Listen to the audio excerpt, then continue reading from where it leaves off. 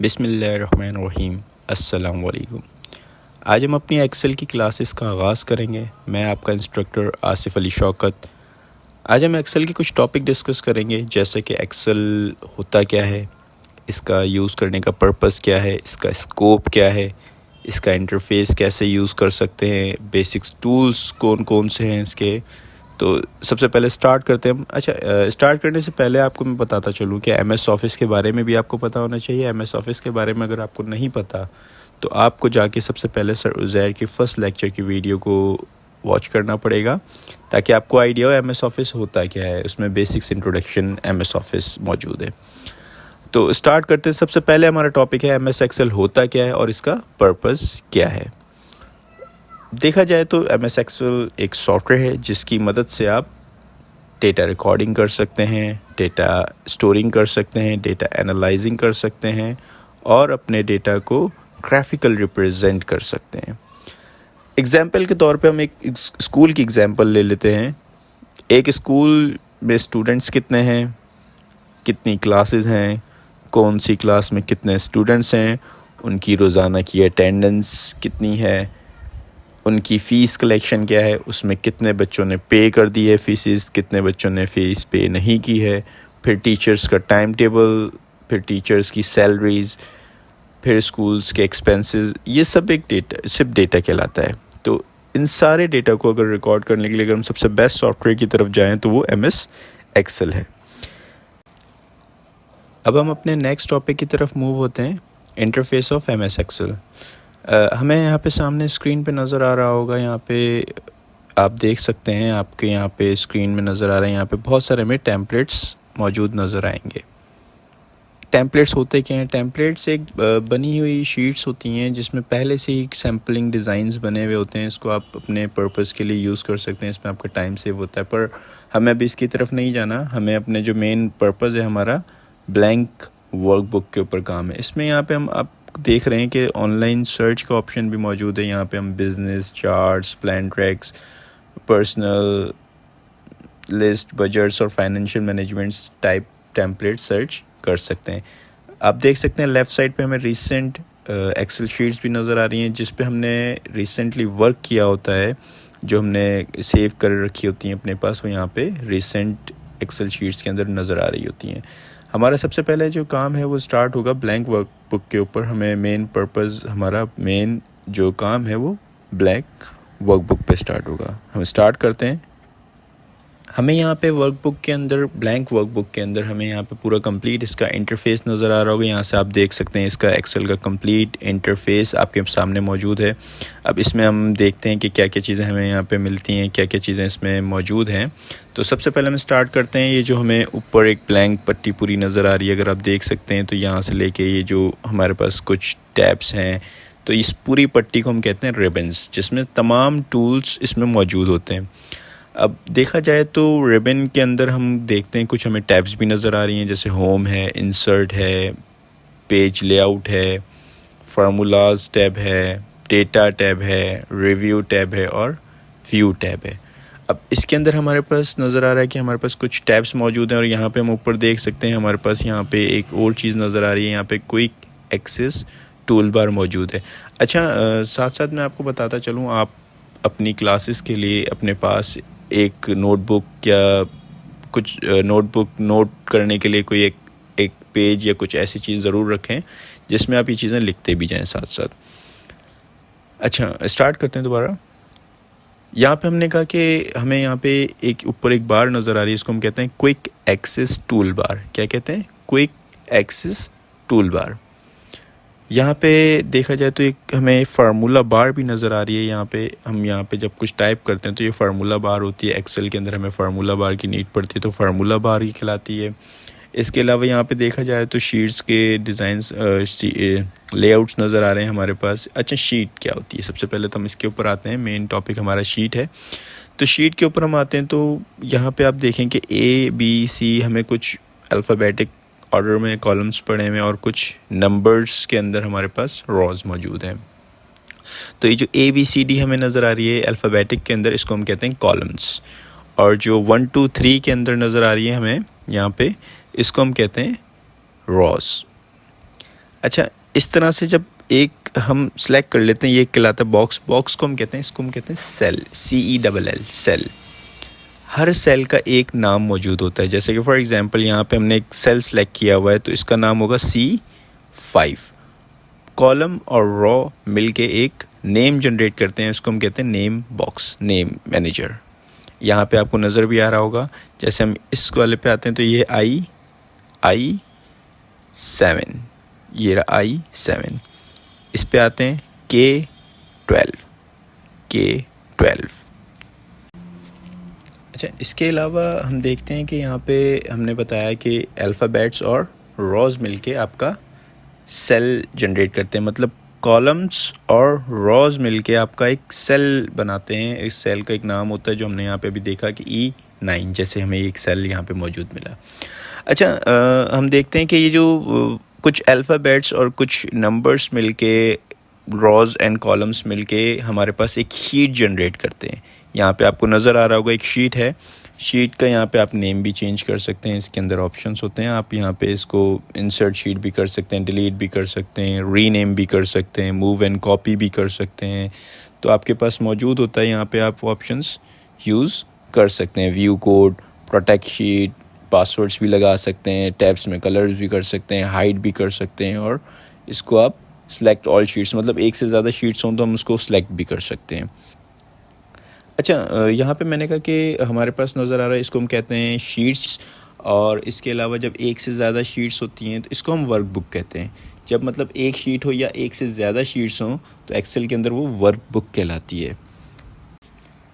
हमें यहाँ पे डिफरेंट देखा जाए तो यहाँ पे हमें नज़र आ रहा है, आप देखें यहाँ पे हमारे पास डिफरेंट लेआउट्स नज़र आ रहे हैं। जैसे हम इस लेआउट, अभी हम नॉर्मल लेआउट पे हैं, इसमें रॉज एंड कॉलम्स कंप्लीट नज़र आते हैं। हम जैसे इस पर क्लिक करते हैं तो पेज लेआउट हमारे पास थोड़ा सा चेंज हो जाएगा। देखते हैं, जैसे ये देखें हमारे पास पेज लेआउट के अंदर चेंजेस आ गई। इसमें हेडर भी आ गया, इसमें ये page wise, page layout wise होता है। इसमें आप देख सकते हैं एक पेज क्रिएट हो गया है पूरा। इसके अलावा एक और ऑप्शन भी हमारे पास मौजूद होता है, पेज ब्रेक व्यू प्रीव्यू। जैसे हम पेज ब्रेक प्रीव्यू की तरफ जाते हैं तो इसके अंदर आपके पास वही कॉलम्स नज़र आते हैं जिसमें आपने जस्ट वर्क किया होता है। हम इसको नॉर्मल कर देते हैं शीट्स को अपने पास। अच्छा, एक और ऑप्शन हमारे पास यहाँ पे मौजूद होता है, जूम इन जूम आउट। मतलब यहाँ पे आप इसको जूम इन भी कर सकते हैं और जूम आउट भी कर सकते हैं। ठीक है, जैसे मतलब आपको जो ईजी रहे आप उस सेटिंग के ऊपर इसको रख सकते हैं। अब हम बात करते हैं अपने टूल्स की कि हमारे पास टूल्स कौन कौन से मौजूद हैं। यहाँ पे आपको सामने एक नज़र आ रहा होगा, अगर हम देखें तो आपके पास ये एक प्लस का साइन नज़र आ रहा है, ये आपके पास। तो इसको हम कहते हैं सिलेक्शन टूल। क्या कहते हैं? Selection tool. इसका काम क्या होता है, जब हम इसको क्लिक करते हैं तो ये आपके पास सिलेक्शन का काम करता है। मतलब आपको जब रॉज एंड कॉलम्स को सिलेक्ट करना होगा तो ये आपके पास सिलेक्शन का काम करता है। नेक्स्ट टूल की तरफ हम जाते हैं तो नेक्स्ट टूल हमें नज़र आता है, जैसे एक हमें सेल नज़र आ रहा है, इसके ऊपर ग्रीन लाइन है। इस ग्रीन लाइन के ऊपर जैसे हम इसके कॉर्नर पे आएंगे तो इसमें आपको एक और सिंबल नज़र आएगा, एक और टूल नज़र आएगा। जब हम इसमें कुछ लिखते हैं, फॉर एग्जांपल जैसे हमने 2 लिखा, तो इसके अंदर हमारे पास यहाँ पे कॉर्नर पे एक नज़र आ रहा होगा, आप देख सकते हैं। आपने जब इसको क्लिक करके ट्रैक करेंगे तो ये आपके पास एक और सिंबल के तौर पे मूव होगा। इसको हम कहते हैं मूव टूल और कॉपी टूल। कॉपी टूल के नाम से आपको यहाँ पे मिलेगा। जैसे इस पर क्लिक करेंगे तो आपको यहाँ पे कॉपी सेल फिल, बाकी इस इंफॉर्मेशंस की तरफ, बाकी ऑप्शंस की तरफ हम बाद में जाएंगे। हमें किस नाम से मौजूद मिलेगा? ये कॉपी सेल। अच्छा, इसमें एक और टूल भी हमारे पास मौजूद होता है। जब हम जैसी स्क्रीन कलर के बॉक्स के ऊपर हम आते हैं, जैसे इसके ऊपर एरो को लेके आएंगे तो हमें एक और सिंबल, एक और टूल यहाँ पे मिलेगा। इसको हम कहते हैं मूव टूल। इसका क्या काम होता है, जब हमने इसको क्लिक किया, हम इसको क्लिक करके कहीं पे भी इसको मूव कर सकते हैं। इसको हम कहते हैं मूव टूल। मतलब आपने क्या करना होगा, आप जब इस आउटलाइन के ऊपर आएंगे तो आपने इसके ऊपर क्लिक करना है और क्लिक करके इसको कहीं पे भी आप इसको लेके जा सकते हैं। एक से ज़्यादा सेल्स को भी लेके जा सकते हैं और एक सेल को भी लेके जा सकते हैं। इसको हम कहते हैं मूव टूल। मूव टूल का पर्पस क्या होता है? ये कट और पेस्ट का काम करता है। मतलब जैसे हम कॉपी और पेस्ट करते हैं, कॉपी किया आपने, पेस्ट कर दिया, पर ये कट और पेस्ट मतलब एक जगह से दूसरी जगह पे डेटा को मूव करने के लिए यूज़ होता है। और इसके अलावा हम और टूल्स देखते हैं। ये हमने कहा 3 टूल्स थे हमारे पास। सिलेक्शन टूल, इस कॉर्नर की तरफ आएंगे तो कॉपी सेल टूल, और इस एरो के ऊपर, इस आउटलाइन के ऊपर आएंगे तो हमें मूव टूल मिलता है। ये हमारे पास 3 टूल्स थे। इसके अलावा भी हमारे पास इसमें टूल्स मौजूद हैं। जैसे ही हम इसके ऊपर आते हैं, जैसे हम इसको थोड़ा सा जूम कर लेते हैं, जैसे ही हम इसके ऊपर आते हैं तो हमें एक और टूल नज़र आ रहा है यहाँ पे, ड्रॉप डाउन एरो। अब ड्रॉप डाउन एरो का क्या काम होता है, यहाँ पे हम जैसे इस पर क्लिक करते हैं तो ये हमारे पास क्या काम करेगा। जैसे हमने क्लिक किया तो ये हमारे पास काम क्या करता है, ये हमारे पास सब जो कॉलम है वो कॉलम को एक साथ सेलेक्ट कर लेता है। उसमें कॉलम में जितने भी सेल्स मौजूद होते हैं उनको एक क्लिक के ऊपर ही सेलेक्ट कर लेता है। इसी तरह से इसको हम जूम इन करते हैं, ये हमारे पास एक टूल कहलाता है जिसको हम कहते हैं कॉलम सिलेक्शन टूल। दूसरा टूल हम यहाँ पे आ जाते हैं तो इसी तरह से हमारे पास, हम इसको जूम कर लेते हैं, तो हमारे पास एक और टूल नज़र आ रहा है जिसमें हम राइट साइड एरो देख रहे हैं। राइट साइड एरो मतलब जैसे हम इसके ऊपर क्लिक करेंगे तो ये जितने भी इस रॉ के अंदर सेल्स मौजूद हैं उन सबको एक क्लिक के ऊपर ही सिलेक्ट कर लेता है। तो इसको हम कहते हैं रॉ सिलेक्शन टूल। अच्छा, इसके अलावा हम इसमें देखते हैं और भी टूल्स मौजूद हैं, जैसे कि फॉर एग्जांपल हमारे पास यहाँ पे हम देखते हैं कॉर्नर पे आते हैं तो इसके अंदर आप देखें तो इसको थोड़ा जूम कर लेते हैं, तो इसके अंदर हम देखते हैं तो हमारे पास मौजूद है, हमारे पास एक दो मतलब इसमें एक एरो नज़र आ रहा है। इसके अलावा इसका एरो का मतलब होता है इसमें एडजस्टमेंट्स मतलब कॉलम एडजस्टमेंट टूल, मतलब आप इसकी विड्थ को एडजस्ट कर सकते हैं। जैसे आपको विड्थ को एडजस्ट करना है आप उस हिसाब से इसकी विड्थ को एडजस्ट कर सकते हैं। इसको कहा जाता है column adjustment tool. Zoom out कर लेते हैं, फिर हम इसी तरह से इस पे आते हैं तो यहाँ पे अगेन हमें इसी तरह का एक टूल और नज़र आ रहा है। इसको हम कहते हैं रॉ एडजस्टमेंट टूल, मतलब ये रॉ की हाइट को एडजस्ट करता है। अच्छा, एक और चीज़, जो हमारे पास कॉलम्स होते हैं, कॉलम्स के अंदर हमें विड्थ मिलती है, ठीक है, और जब हम रॉज की तरफ आते हैं तो रॉज में हमें हाइट मिलती है, ठीक है। अच्छा, इसके अलावा हमारे पास इसमें इस टूल के अंदर ही एक टूल और भी यूज़ हो रहा होता है। जब आप क्लिक करते हैं, मतलब इसके कॉर्नर पे आके जब आप डबल क्लिक करते हैं तो ये कहलाता है कॉलम एडजस्टमेंट, मतलब जब आपने कॉर्नर पर आकर डबल क्लिक किया। हम दोबारा कर लेते हैं एक दफ़ा। इसके कॉर्नर पे आके आप जब डबल क्लिक करते हैं तो ये आपके पास कहलाता है कॉलम एडजस्टमेंट। ये देखें इसने क्या किया कि इस टूल के अंदर, इस सेल के अंदर जितने भी आपके पास नंबर्स मौजूद थे उसने क्या किया, उसके हिसाब से उसको सेल को एडजस्ट कर दिया। अगर फॉर एग्जांपल इसमें नंबर ज़्यादा होते तो उसके हिसाब से उसकी विड्थ को एडजस्ट करता। इसको हम कहते हैं कॉलम, आप यहाँ पे जब डबल क्लिकेंगे तो इसको हम कहते हैं कंटेंट फिट, मतलब जितने भी सेल के अंदर आपकी विड्थ के हिसाब से वो डेटा को एडजस्ट कर देता है। ये हमारे पास कुछ टूल्स मौजूद थे। इसके अलावा भी इसमें और भी टूल्स हैं, हम आहिस्ता आहिस्ता इनको एक्सप्लोर करेंगे, पर बेसिक्स टूल्स हमारे पास मौजूद थे। हमने कहा जिसमें हमारे पास एक सिलेक्शन टूल था, दूसरा हमने कहा कि हमारे पास कॉपी सेल टूल था, तीसरा हमने कहा कि हमारे पास यहाँ पे मूव टूल मौजूद था, फोर्थ हमने डिस्कस किया कॉलम सिलेक्शन टूल मौजूद था, फिफ्थ हमने डिस्कस किया रॉ सिलेक्शन टूल मौजूद था, फिर हमने एक और टूल डिस्कस किया कॉलम विद एडजस्ट, इसी तरह से रॉ विद एडजस्ट किया, और हमने एंड में डिस्कस किया कि जब हम कॉलम विद या रॉ हाइट के ऊपर कॉर्नर पर जब डबल क्लिक करते हैं तो ये कंटेंट फिट कहलाता है, मतलब उसकी विड्थ को ऑटो एडजस्ट कर देता है। जितना भी सेल के अंदर डेटा मौजूद होता है उसके हिसाब से उसकी विड्थ को एडजस्ट कर देता है। ये हमारे पास कुछ टूल्स थे। अच्छा, एक एग्जांपल हम इसकी करते हैं कि हमें और समझ में आए टूल्स। हम फॉर एग्जांपल एक टेबल बना लेते हैं। वैसे भी हमने जब स्टार्ट करते हैं अपने पास फाइनेंशियल्स या कुछ, तो उसमें सबसे बेसिक चीज़ के ऊपर ही जाते हैं। तो सबसे बेसिक चीज़ हमारे पास टेबल होती है, तो इसमें हम एक टेबल बना लेते हैं। जैसे हमने कहा कि 2 का टेबल हम डिज़ाइन कर लेते हैं।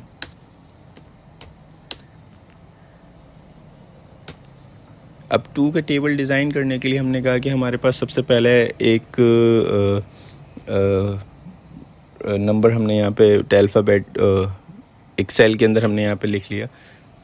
सबसे पहले हम यहाँ पे टेबल ऑफ़ 2 डिज़ाइन करने के लिए हमने यहाँ पे टेबल ऑफ़ 2 डिज़ाइन कर लिया। इसके अलावा हमने कहा कि हम स्टार्ट करते हैं, हमने यहाँ पे 2 लिखा। अब इसमें बहुत सारी चीज़ें हमें और सीखने को मिलेंगी। जैसे एक हमने यहाँ पे 2 लिखा, इसको हमने कहा कि इसको हम ड्रैग कर लेते हैं, नीचे कॉपी बना लेते हैं, बार बार ना लिखना पड़े। हमने कहा हमारा टाइम सेव हो जाए। हमने क्या किया, हमने कॉर्नर्स इसको पकड़ा। हम इसको थोड़ा जूम भी कर लेते हैं।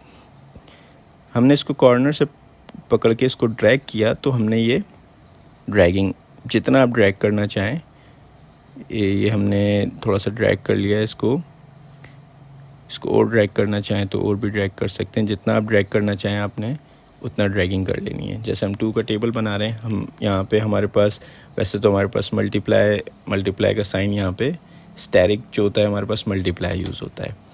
तो ये हम आप डिस्कस करेंगे मल्टीप्लाई क्या है, प्लस माइनस, ये हम हमारी नेक्स्ट क्लासेस जो होंगी उसमें हम डिस्कस करेंगे। अभी हम जस्ट इसको समझ रहे हैं कि हमारे पास एक टेबल मतलब टूल्स कैसे वर्क करते हैं। जो हमारी प्रैक्टिस है टेबल ऑफ 2 की, इसमें हमारा मेन पर्पज़ यही है कि इसमें हमें देखना है कि हम इसमें टूल्स यूज़ कैसे कर सकते हैं। अच्छा, हमने कहा हमने पहले 2 यहाँ पे लिखा, उसको कॉपी सेल के तहत हमने इसको ड्रैग कर लिया।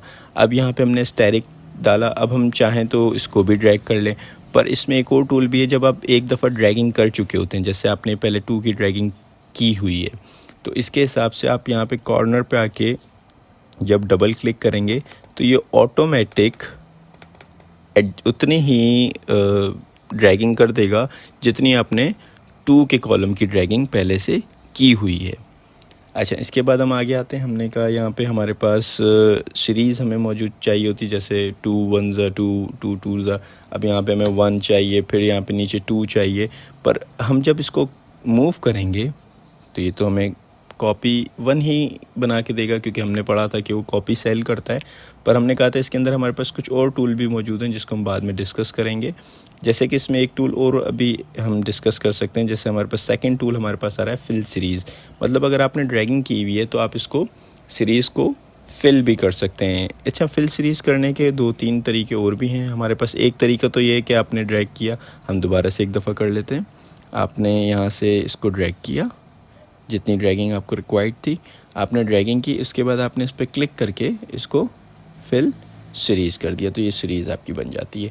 इसके अलावा सीरीज़ बनाने के मैंने कहा एक तो और तरीके भी हैं हमारे पास, तो हम उसको भी डिस्कस करते करते साथ साथ चलते हैं।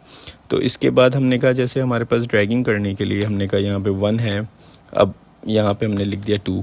आपको जब कोई सीरीज़ ड्रैग करनी होती है तो आप उसकी 2 नंबर्स बता देते हैं कि आपने कहा कि ये मेरी सीरीज़ है। आपने इन दोनों को सिलेक्ट करना है, इन दोनों को सिलेक्ट करने के बाद फिर ड्रैग करना है, तो ऑटोमेटिक ये आपकी सीरीज़ बना देंगे। मतलब आपको कोई भी नंबर चाहिए, कोई भी सीरीज़, जैसे आपने कहा 1 3, आपने कहा ऑड नंबर की सीरीज़ चाहिए फॉर एग्जांपल, तो आपने ऑड नंबर के 2 डिजिट्स डिफाइन किए और उनको ड्रैग किया तो वो ऑड नंबर की बना देगा। आपने कहा इवन नंबर की चाहिए तो आपने इवन नंबर डिज़ाइन किए, इवन नंबर बता के आपने उसको जब ड्रैग करेंगे तो वो इवन नंबर की ड्रैगिंग बना देगा। ये हमारे पास दूसरा तरीका था। इसके अलावा एक और तरीका भी हमारे पास मौजूद है। जब आप इसके अंदर आपने जैसे फॉर एग्जांपल 1 लिखा, अब आपने ड्रैगिंग करनी है, तो ड्रैगिंग करने से पहले क्या करना है, जैसे आप इस सेल के ऊपर दोबारा आए, आपने ड्रैगिंग करने से पहले क्या करना है, आपने कंट्रोल के बटन को पकड़ना है। कंट्रोल के बटन को पकड़ के आपने इसको ड्रैग कर देना है। आप जब कंट्रोल पकड़ेंगे तो आपके पास कुछ इस तरह से नज़र आ रहा होगा, एक आपके पास एक और प्लस का निशान है। जब इसको आप ड्रैग करेंगे,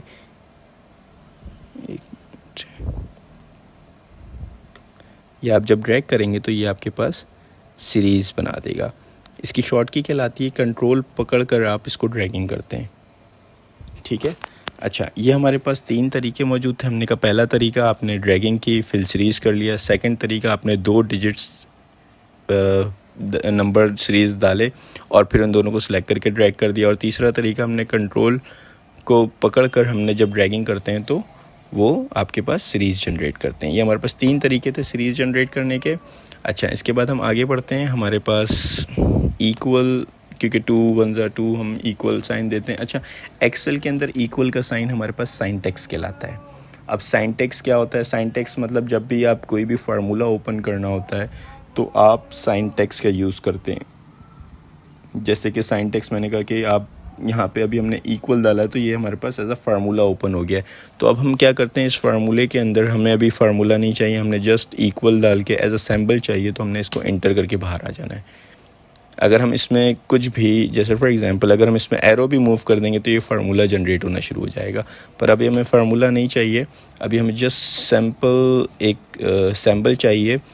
हमने इक्वल साइन डाल के हमने इंटर प्रेस किया तो हम सेल से बाहर आ जाते हैं। अब हमने इसको ड्रैग कर देंगे, ड्रैगिंग हो गई। अच्छा, ये हमारे पास अभी बेसिक्स चल रही हैं, तो बेसिक्स के अंदर हम एक बेसिक्स फार्मूला भी लगा के देख लेते हैं ताकि आपको साइंटेक्स जो मैंने बताया है उस क्लियर हो जाए कि साइंटेक्स होता क्या है। ठीक है, तो अब हमने यहाँ पे कहा कि जैसे अब हम यहाँ पे फार्मूला बार ओपन कर रहे हैं। अच्छा, मैं आपको एक और चीज़ बताता चलूँ। फार्मूला के अंदर इसको जूम आउट करें तो यहाँ पे देखें, मैंने कहा था एक फार्मूला बार हमें नज़र आ रही होगी। आप अगर देखें तो यहाँ पे ये हमें फार्मूला बार नज़र आ रही है। आप अगर इसमें भी लिखेंगे तो यहाँ पे ही वो आएगा। जैसे फॉर एग्ज़ाम्पल हमने कहा कि हम 2 मल्टीप्लाई बाय 1। अब आप देख रहे होंगे यहाँ पे आपने तो मतलब बोला 2 मल्टीप्लाई बाय 1, पर यहाँ पे आपके पास आ रहा है B4 मल्टीप्लाई बाय D4। अब B4 कैसे, यहाँ पे B था, ये 4 था, तो इस सेल का नाम क्या हो गया, B4।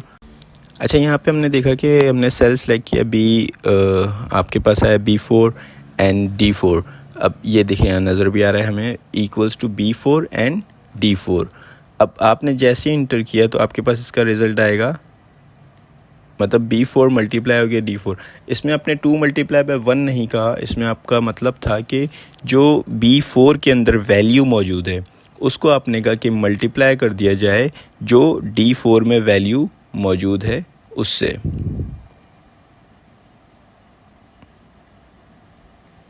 और इसका हमें यहाँ पे आंसर मिल जाता है। अच्छा, इसी तरह से जब हमने एक वैल्यू निकाल ली, इसको हम नॉर्मल कर लेते हैं पहले। तो एक वैल्यू जैसे हमारे पास यहाँ पे हमारे पास हमने कहा कि हमारे पास आ गई, तो हम इसको देखते हैं कि हम इसको जब ड्रैग करते हैं तो ये आपके पास कंप्लीट वैल्यूज़ निकाल देगी। अच्छा, सबसे इम्पॉर्टेंट चीज़ आज की क्लास को हम ख़त्म करने से पहले एक सबसे इम्पॉर्टेंट चीज़ में डिस्कस करेंगे कि आपने देखा हो जो एक्सेल की सबसे बेसिक्स चीज़ थी, आज हमने एक छोटा सा प्रैक्टिस भी की। इसको आप घर पे ज़रूर प्रैक्टिस कीजिएगा। इस 2 के टेबल को 2 का टेबल बनाना है आपने, फिर मैं आपको एंड में प्रैक्टिस भी डिफ़ाइन करूँगा कि कैसे करनी है। पहले मैं आपको एक चीज़ सबसे स्पेशल नोट आप नोट करके लिख लीजिएगा। मैं स्क्रीन पे आपके पास शो भी हो रही होगी, ये आपको आप देख लें इसको। इसमें हमने कहा कि सबसे पहले तो जब आप 2 जैसे एक फार्मूला आपने लगाया यहाँ पे B4 मल्टीप्लाई बाय D4। अब आप सोच रहे होंगे अगला आंसर कैसे आ गया 4, 6, 8, 10, 12। मतलब इसने हमने तो सिर्फ 2 मल्टीप्लाई बाय 1 कहा था, पर बाकी आंसर्स भी हमारे पास आ गए, तो हमारे पास टाइम भी सेव हो गया। तो ये तो और आसान काम हो गया हमारे लिए। हम देख लेते हैं इसमें हुआ क्या था। अब पहले सेल में तो हमें नज़र आ रहा है B4 multiply by D4। Second में जाके देखते हैं तो हमारे पास आ गया B5 मल्टीप्लाई बाय D5। हमने तो डिफ़ाइन सिर्फ B4 किया था, पर ये तो B5 भी आ गया।